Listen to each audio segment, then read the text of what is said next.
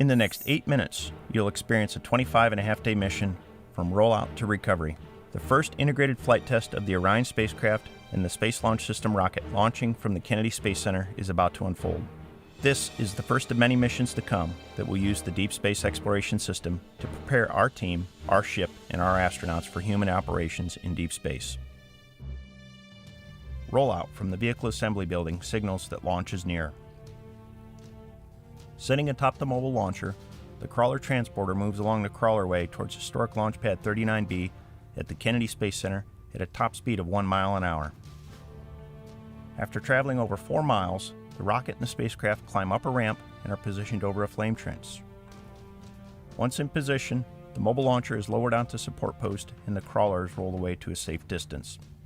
Final checks are performed at the pad, including crew cabin closeout via the access arm sitting over 300 feet above the surface of the launch pad.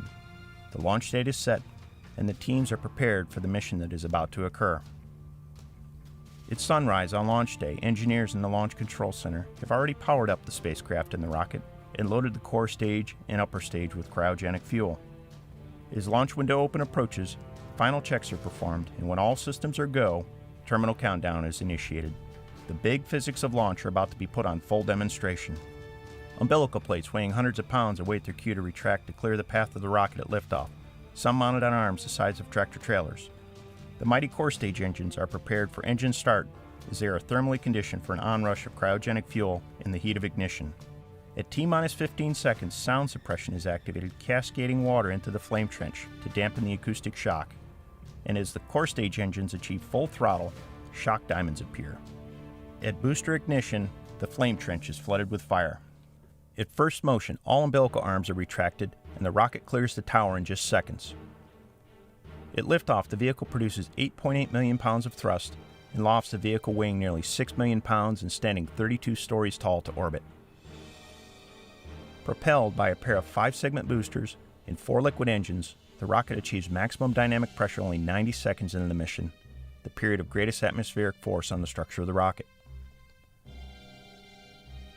Thousands will gather in Florida to watch our ship get smaller and smaller and leave the Space Coast behind.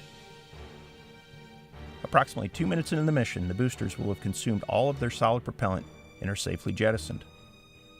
The rocket will continue on, guiding itself to orbit with magnificent precision.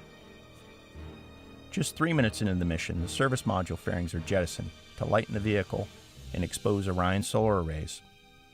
Just 40 seconds later, the launch abort system is also jettisoned. It is no longer needed. Orion could safely abort at any time. Once at the desired velocity target, the core stage engines are shut down and the core stage separates. The interim cryo propulsion stage with Orion will continue to orbit the Earth. Along the way, they will pass through the altitude of the International Space Station at 250 statute miles. During this first orbit, the solar arrays are deployed so that Orion no longer needs battery power. It can now produce its own power. Following solar array deployment, the arrays are positioned into a load-bearing configuration to prepare for the perigee raise maneuver. The raise maneuver will ensure an Earth orbit and use the thrust provided by the interim cryopropulsion stage. Once the perigee raise maneuver is complete, Orion systems are checked prior to committing to the translunar injection, or TLI maneuver. The TLI maneuver must be successfully completed to depart Earth orbit. The TLI burn is approximately 20 minutes in duration and increases the spacecraft's velocity over 9,000 feet per second, a speed change faster than a high-powered rifle bullet travels. Following TLI, Orion is committed to a lunar trajectory, just 1.5 hours after launch. Once complete, the spacecraft adapter will remain with the interim cryopropulsion stage, and they will separate from Orion. As Orion departs low Earth orbit, it will fly through the orbital debris field encircling the Earth, past the global positioning navigation satellites, past the communication satellites in geostationary orbit, and through the Van Allen radiation belts, on into the deep space radiation environment. Orion is now entering an outbound coast phase. The spacecraft is uniquely designed to navigate, communicate, and operate in this deep space environment. The outbound coast to the moon will take approximately 4 days. As Orion approaches the moon, the service module will be used to perform a critical lunar gravity assist maneuver, allowing the ship to enter a distant retrograde orbit about the moon. The moon will get larger and larger in the window, and at closest approach, Orion will be just 62 miles from the surface of the moon. As the spacecraft flies around the far side of the moon, we will lose all communication back on Earth, and for a period of time, Orion will be on its own. Mission Control will await acquisition of signal, and as we lock on, a new generation will see their first Earthrise. The spacecraft is now in the distant retrograde orbit, where its systems will be tested in the deep space environment for over a week. Along the way, our ship will travel farther from Earth than any human-capable spacecraft has ever gone.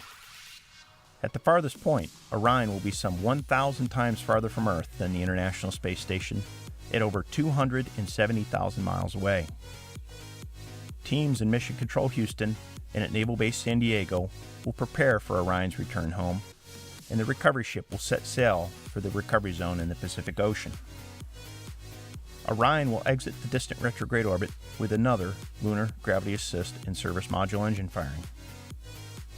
Along the way, the trajectory will be adjusted to target the Earth's thin atmosphere at over 250,000 miles away and ensure precision landing in the Pacific Ocean following a direct entry. During the coast home, Orion will maintain the desired tail-to-sun attitude to optimize spacecraft cooling and maximize power production in the deep space environment. Another 4 days return coast home to Earth. As our home planet fills the windows of Orion, an important contribution from our European partners called the service module has done its job. The service module is jettisoned and separates. Following separation, the world's largest heat shield will be oriented into the direction of travel to prepare for entry interface at an altitude of 400,000 feet. At entry interface, Orion will hit the Earth's atmosphere traveling at a speed of 24,500 miles an hour and decelerate at up to 9 times the force of gravity. The heat shield will protect the spacecraft from temperatures half as hot as the surface of the Sun, approaching 5,000 degrees Fahrenheit. Orion will continue to decelerate, pass through the sound barrier, and announce its arrival to the waiting recovery team with a sonic boom. Following peak heating, a protective thermal cover that sits over the parachutes will be jettisoned. This begins a series of parachute deployments.